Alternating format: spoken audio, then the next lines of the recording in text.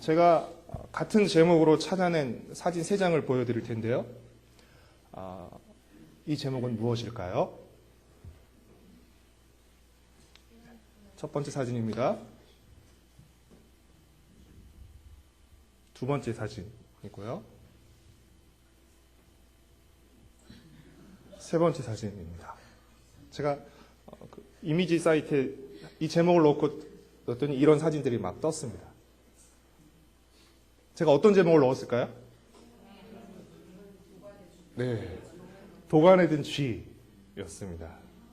우리가 본 사진들은 조금은 재미있게도 느껴지지만 당사자인 쥐 입장에서는 이 상황이 어떻게 느껴질까요? 죽을 맛일 것입니다. 그렇죠? 이처럼 사방이 막혀서 아무리 애를 써도 벗어날 수 없게 된 처지를 일컬어서 도간에 든 쥐라고 합니다. 로마서 1장 1절부터 17절까지는 인사와 서론입니다. 그리고 1장 18절부터 3장 20절까지를 우리가 지난주까지 살펴보았는데요. 1장 18절부터 3장 20절까지의 내용을 두 문장으로 쪼리면 하나님은 의로우시고 모든 인간은 불의하다. 이것이 첫 번째 문장이고요. 두 번째 문장은 그래서 모든 인간은 차별 없이 하나님의 심판을 받게 된다는 것입니다. 하나님은 의로우시고 모든 인간은 불의합니다. 그래서 모든 인간은 의로우신 하나님의 심판을 받게 된다가 3장 20절까지의 내용입니다. 비록 심판을 받더라도 우리가 무죄라면 문제가 될 게 하나도 없습니다. 그렇죠? 우리가 무죄라면 심판은 두려워해야 할 일이 아니라 오히려 환영해야 할 일입니다. 왜냐하면 심판을 통해서 우리의 무죄가 드러나기 때문입니다. 그러나 우리가 유죄라면 이야기가 달라집니다. 왜냐하면 심판을 통해서 유죄 판결이 내려지고 그에 따른 형벌을 받게 되기 때문입니다. 의로우신 하나님의 심판은 우리에게 문제입니까? 문제가 아닙니까? 문제가 아니죠. 다시요? 의로우신 하나님의 심판은 불의한 인간에게 문제입니까? 문제가 아닙니까? 문제죠. 문제입니다. 그렇죠? 오늘 그 얘기를 설명하려고 하는데 맞습니다. 왜 문제냐면 우리가 의롭지 못하기 때문입니다.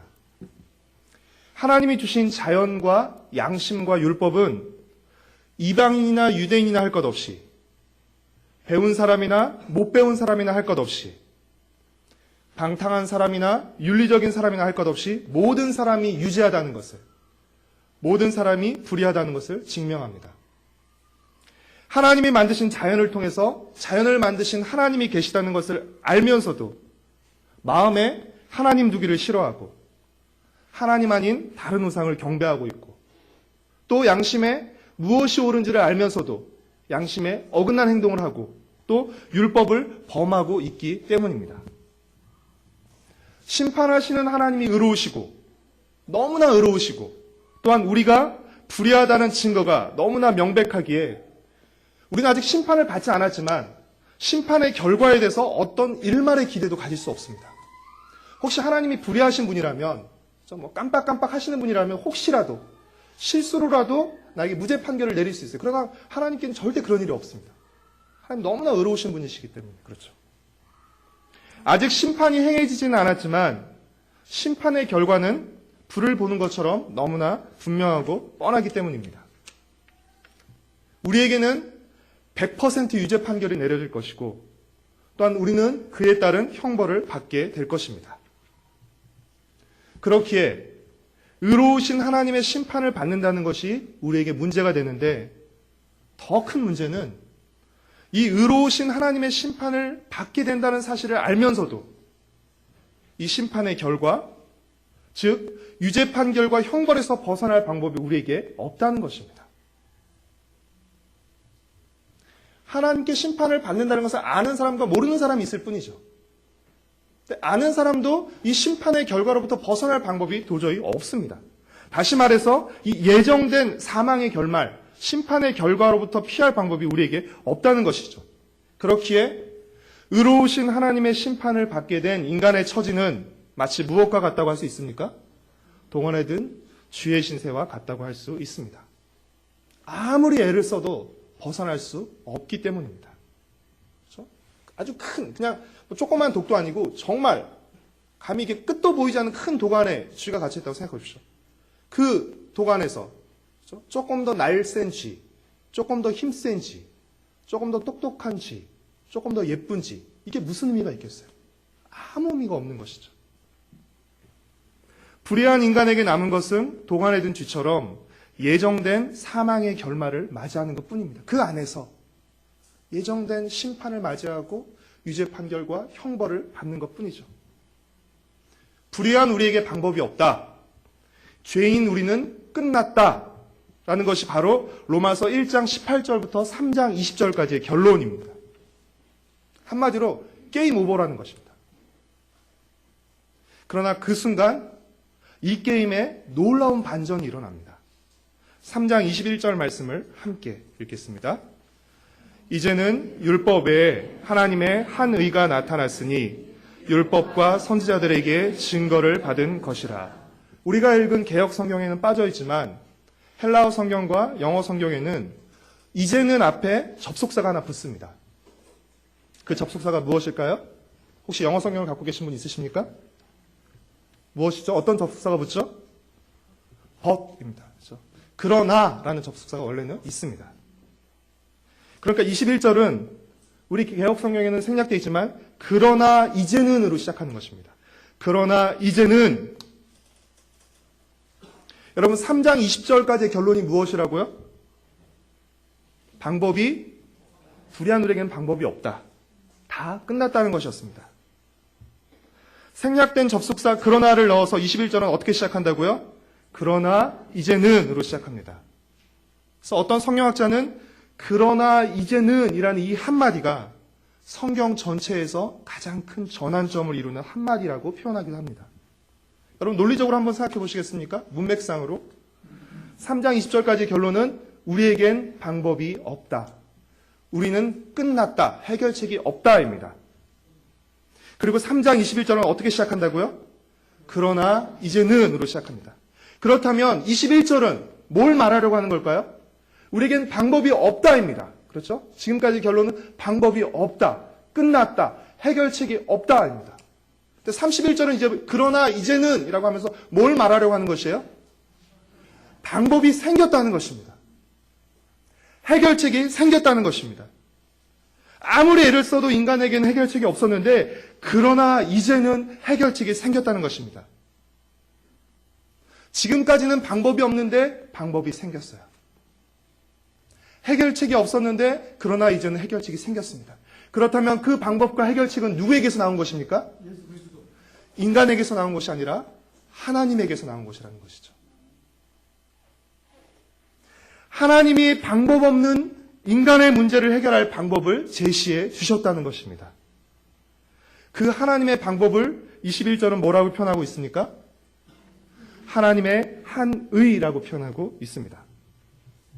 사랑하는 성도 여러분, 우리 인간의 문제가 뭐죠? 불의하다는 것입니다. 그렇죠? 죄가 있다는 것입니다. 이 불의로 인해서 모든 인간은 하나님의 심판을 받게 되고 그 심판의 결과를 받아들여야 했던 것이죠. 그렇다면 이 인간의 불의를 해결하는 하나님의 방법은 무엇이에요? 하나님의 의, 즉 하나님의 의를 불의한 인간에게 주시는 것입니다. 인간의 문제는 불의하다는 것이었어요. 그래서 인간이 스스로 자신의 불의함을 해결하고자 했지만 도대체 이것을 해결할 수 없었습니다. 그러자 하나님께서 하나의 방법을 주셨는데 그 방법은 무엇입니까? 하나님의 의를 불의한 인간에게 주시는 것입니다.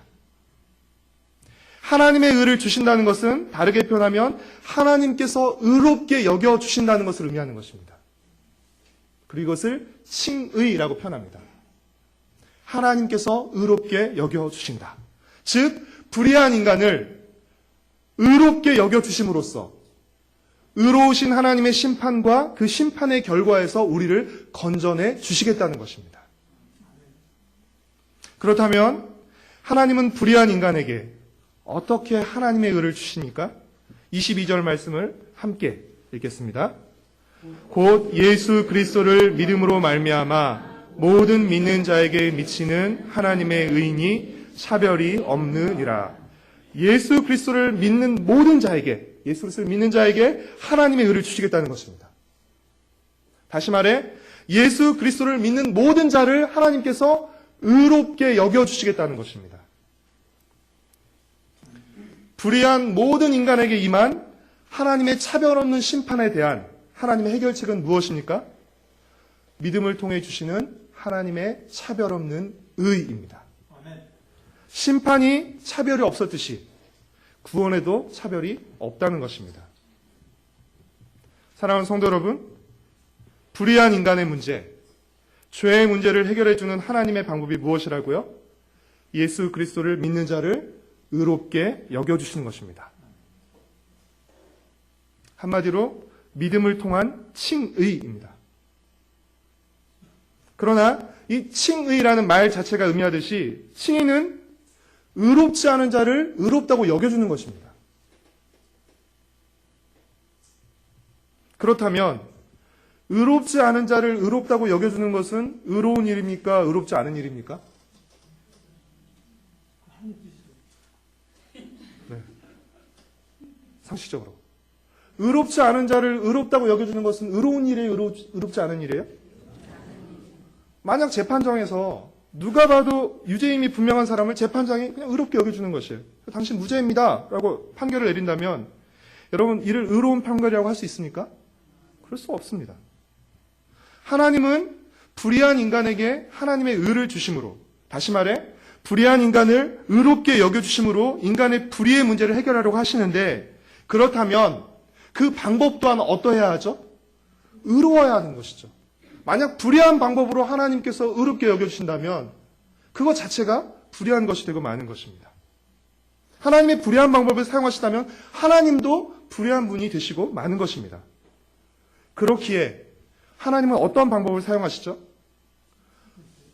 하나님이 밑도 끝도 없이 그냥 우리를 의롭게 여겨주시는 건 아닙니다. 하나님이 기분 내키는 대로 그냥 의롭게 여겨주시는 것 아닙니다.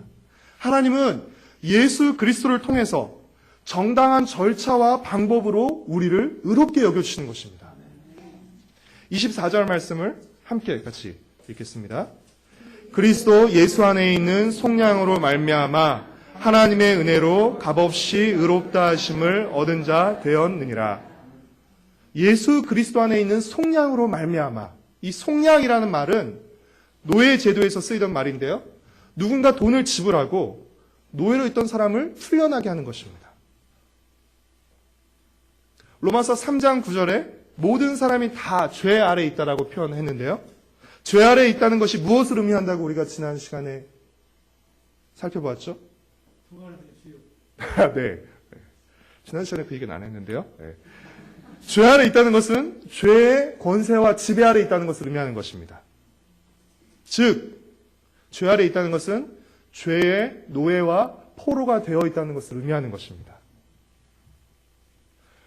죄의 노예와 포로가 된 우리를 하나님께서 예수 그리스도를 통해서 우리의 죄값을 지불하심으로 죄의 노예였던, 죄의 포로였던 우리를 죄에서 풀려나게 하시는 것입니다.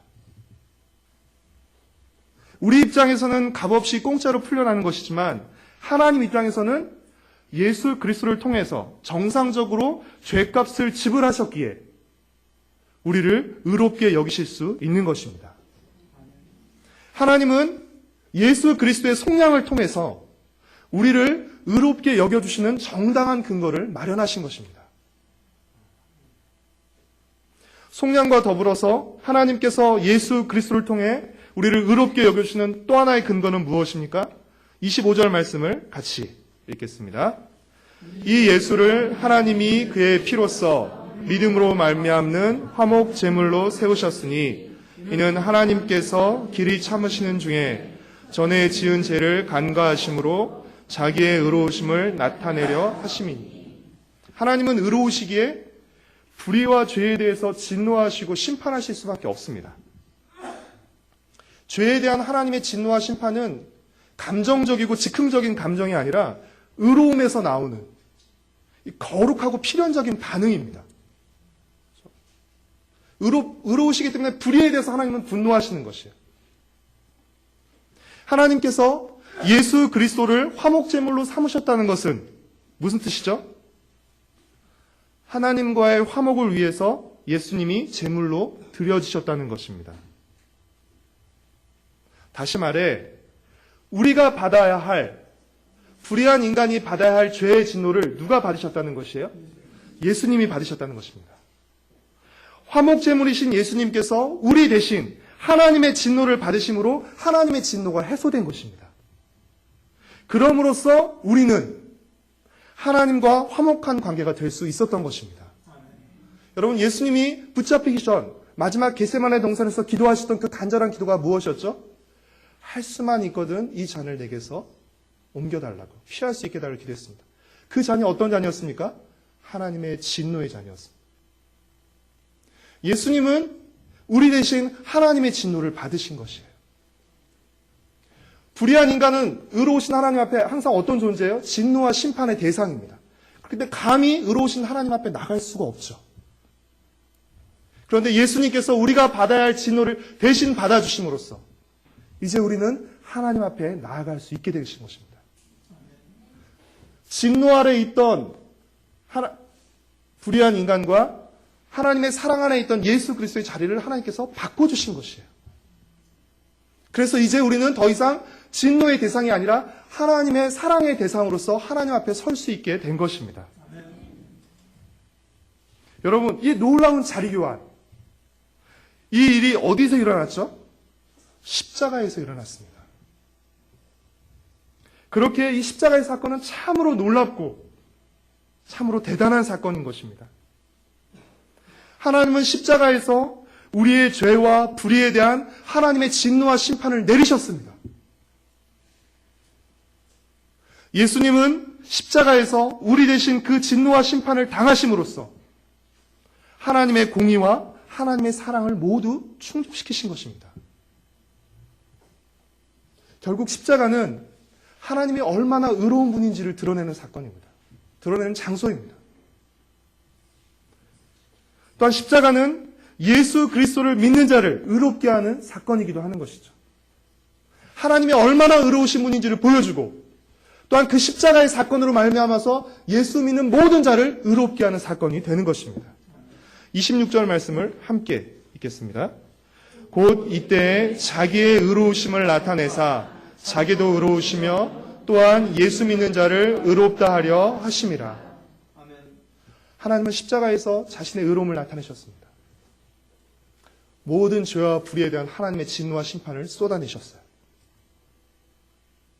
그리고 예수 그리스도의 대신 받으심을 통해서 예수 그리스도를 믿는 모든 자들을 하나님께서 구원하시는 것입니다. 의로우신 하나님께서 불의한 인간을 의롭게 여기시는데 그 근거가 무엇입니까? 죄 없으신 예수 그리스도의 희생과 죽음을 통한 속량과 화목입니다. 예수 그리스도는 자신의 죽음을 통해서 우리의 죄값을 지불하시고 하나님의 진노를 해소하심으로써 우리를 의로운 자로 또 하나님과 화목한 자로 여길 수 있도록 하나님께서 만드신 것입니다. 그 예수 그리스도의 속량과 화목으로 말미암아서 예수 그리스도를 믿는 모든 자를 의롭게 여겨주시는 이 하나님의 방법, 이 복음은 매우 놀랍고 지혜로울 뿐 아니라 의로운 방법입니다. 하나님의 의를 조금도 손상시키지 않아요. 하나님의 의가 고스란히 드러나지만 그렇다고 해서 하나님의 사랑이 제한되는 것이 아닙니다. 하나님의 의가 완벽하게 실현되면서 동시에 하나님의 사랑이 완벽하게 실현되는 것입니다. 따라서 우리는 인간의 노력이나 성취가 아니라 예수 그리스도를 통한 희생과 은혜로 의롭게 되는 것입니다. 그렇기에 우리가 의롭게 여김을 받는 것에 대해서 우리 자신이 자랑할 것이 하나도 없는 것입니다. 우리가 하나님 앞에 의롭게 여겨지는 데 대해서 우리가 공헌하는 게 하나도 없기 때문입니다. 자랑하고 싶어도 자랑할 게 없습니다. 겸손해서가 아니라 실제로 자랑할 게 하나도 없는 것이죠. 27절 말씀을 같이 읽겠습니다. 그런즉 자랑할 때가 어디냐? 있을 수가 없느니라. 무슨 법으로냐? 행위로냐? 아니라 오직 믿음의 법으로니라. 바울은 28절에서 이 사실을 다시 한번 강조합니다. 28절 말씀을 같이 읽겠습니다. 그러므로 사람이 의롭다 하심을 얻는 것은 율법의 행위에 있지 않고 믿음으로 되는 줄 우리가 인정하노라. 이 말씀에서 믿음으로 의롭게 된다는 그 유명한 이신칭의 교리가 나왔습니다. 그런데 여러분, 믿음으로 의롭게 된다는 말이 자칫 마치 믿음이 의롭게 되는 조건인 것처럼 생각될 수 있습니다. 그렇죠? 믿음으로 의롭게 된다라고 하면 그러면 의롭게 되는 조건이 믿음이네 라고 생각할 수 있게 되는 것이죠. 그렇지 않습니다. 믿음으로 의롭게 된다고 했을 때 이 믿음으로라는 말의 의미는 우리에게 어떤 조건이나 근거가 있지 않다는 것을 의미하는 것입니다. 우리가 믿는 것이 조건이라는 것이 아니라 우리가 하나님 앞에서 의롭게 여겨지는 것이 우리에게 어떤 조건이나 어떤 자격도 없다는 것입니다. 믿음으로라는 말은 우리가 의롭게 여김을 받고 구원을 받는 모든 조건과 근거가 누구에게 있다는 것을 인정하는 말이에요? 하나님께 있다는 것을 인정하는 말입니다. 그러니까 말이 잘 안 되죠. 그렇죠? 이렇게 얼핏 들으면 말이 잘 안 되는데 말이 잘 안 되는 일이 일어난 것입니다. 따라서 믿음으로 의롭게 된다는 말은 우리의 모든 자랑을 막습니다. 믿음으로 의롭게 된다는 것은 뭘 말한다고요? 믿음으로 의롭게 여김을 받고 구원을 받는 모든 조건과 근거가 누구에게 있다는 것이요? 하나님께 있다는 것이죠. 그러니까 모든 조건과 근거가 하나님께 있기에 우리에게는 자랑할 것이 있어요, 없어요? 하나도 없는 것입니다. 여러분, 자랑은 필연적으로 뭘 낳죠? 자랑은 차별을 낳습니다. 그렇죠? 뭔가를 자랑하기 시작하는 순간 뭔가를 차별하는 것이죠. 따라서 믿음은 자랑도 막고 뭣도 막습니까? 차별도 막습니다. 믿음으로 구원받고 의롭게 여김을 받는 것에 어떤 차별도 하나님은 두지 않으십니다. 율법을 받은 유대인이라고 의롭게 되는 것, 언약의 표시인 할례를 받았다고 해서 의롭게 되는 것이 아니라 오직 믿음으로 차별 없이 의롭게 된다는 것입니다. 어떤 인간적 조건, 어떤 율법의 행위로 의롭게 되는 것이 아니라 하나님의 은혜를 받아들임으로만, 하나님의 은혜를 믿음으로만 의롭게 된다고 할 때 죄성을 지닌 우리에게 자연스럽게 떠오르는 질문은 무엇입니까? 율법의 행위가 아니라 믿음으로 의롭게 되는 것이래 라고 할 때 자연스럽게 우리는 어떤 질문이 떠올라요? 그러면 율법은 다 소용없는 거야? 이제 율법은 안 지켜도 되는 거야? 라는 질문이 자연스럽게 따라옵니다. 그 질문에 대해서 사도 바울은 뭐라고 말하죠? 31절 말씀을 같이 읽겠습니다. 그런즉 우리가 믿음으로 말미암아 율법을 파괴하느냐? 그럴 수 없느니라. 도리어 율법을 굳게 세우느니라. 우리는 율법을 지킴으로 의롭게 되는 것이 아니라 예수 그리스도를 믿음으로 의롭게 됩니다. 그러나 그 믿음은 오히려 율법을 굳게 세운다는 것입니다. 왜 그럴까요? 마태복음 5장 17절에 나와 있듯이 우리가 믿는 예수님은 율법을 폐하러 오신 분이 아니라 율법을 완전하게 하려 오신 분이기 때문에 그렇습니다. 율법을 완성하기 위해 오신 분이기 때문에 그렇습니다. 여러분, 율법은 처음부터 행위로 완성되는 것이 아니라 믿음으로 완성되는 것이었습니다. 그렇기에 예수 그리스도를 믿을 때 우리는 비로소 예수 그리스도를 믿을 때 그 믿음을 가질 때 우리는 비로소 더욱더 율법을 굳게 지킬 수 있게 되는 것입니다. 그러나 분명한 한 가지 사실은 무엇입니까? 우리가 예수님을 믿고 나서 지키는 율법도 우리의 의의 근거가 될 수 없다는 것입니다. 우리는 율법으로 구원받는 것이 아니라 예수 그리스도를 믿음으로 구원받습니다. 그렇죠? 의롭게 여김을 받습니다. 의롭게 여김을 받은 우리는 믿고 나서 더욱더 율법을 굳게 지킵니다. 하지만 굳게 지키는 율법 또한 우리의 의의 근거가 아니라는 것입니다. 우리의 의의 근거는 오직 무엇뿐입니까? 예수 그리스도로 말미암은 속량과 화목뿐입니다. 믿음으로 의롭게 되고 나서 뭔가 율법 행위를 많이 가져요. 그것을 가지고 나를 자랑하는 것 있을 수 없습니다. 오히려 우리는 뭘 자랑할 수 있을까요? 이렇게까지 할 수 있게 만든 하나님의 은혜는 자랑할 수 있겠죠. 내가 어떻게 이런 삶을 감히 꾸미나 꿀 수 있었겠습니까? 뭐가 죄인지도 모르고, 그렇죠? 죄 속에 살던 내가 이제 뭔가 조그만 착한 일 한두 가지를 할 수 있게 되었어요. 아직 뭐가 죄인지도 모르고 계속 착한 일을 하나도 못하는 사람들이랑 해서 넌 그거밖에 못하냐, 나는 한두 개를 하나 자랑할 것이 아니라 그랬던 나를 이제는 한두 개 할 수 있던 나로 만드신 그 하나님의 은혜를 자랑해야 하는 것이죠. 결코 자신을 자랑하며 다른 사람을 정죄하거나 차별할 이유가 전혀 안 되는 것입니다. 사랑하는 성도 여러분, 방법이 없는 불의한 우리를 위한 하나님의 방법이 바로 복음입니다. 이 복음의 내용이 무엇이죠? 예수 그리스도를 믿음으로 모든 믿는 자에게 차별 없이 베풀어 주시는 하나님의 의입니다. 의로우신 하나님은 죄 없으신 예수 그리스도의 희생과 죽음을 통해서 우리를 죄의 노예에서 속량하시고 심판의 진노에서 풀어주심으로써 불의한 우리를 의롭게 하시고 우리와 화평을 누리십니다. 이 복음의 메시지가 어디서 가장 선명하고 확실하게 드러났다고요? 바로 십자가입니다.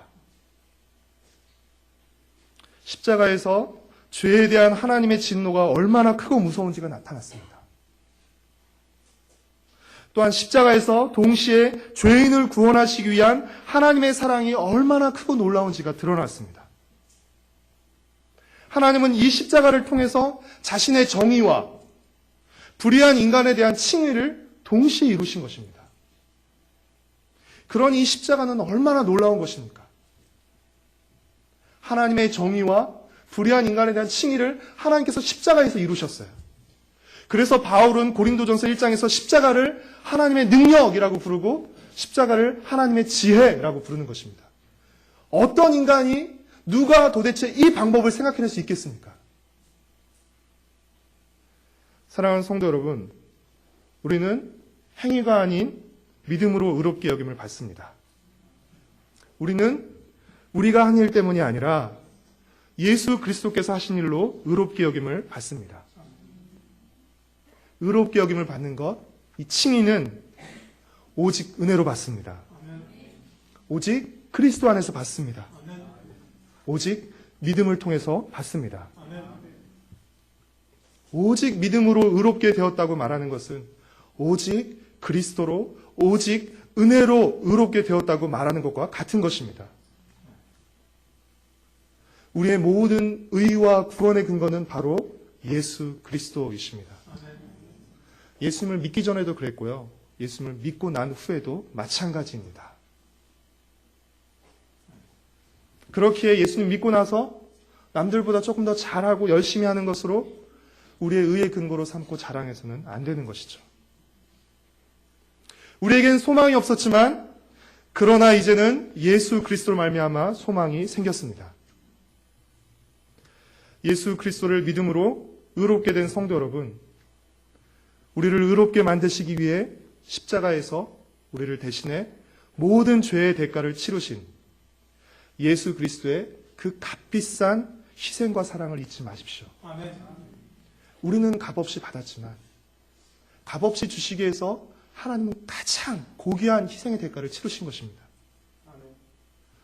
예수 그리스도의 속량의 은혜를 받은 성도 여러분, 죄를 멀리하시고 하나님의 말씀을 더욱 굳게 지키십시오. 예수 그리스도의 화목의 은혜를 받은 성도 여러분, 하나님을 더욱 가까이 하시며 더욱 깊은 사귐을 가지십시오. 하나님께서 우리에게 칭의의 은혜를 베풀어 주셨습니다. 그렇다면 우리는 그 칭의의 은혜에 어떤 삶으로 보답해야 하는 것일까요? 하나님의 칭의의 은혜에 정의로운 삶으로 감사하며 응답하는 우리 각 사람과 가정, 우리 세대로교회 공동체가 되기를 간절히 소망하고 축복합니다.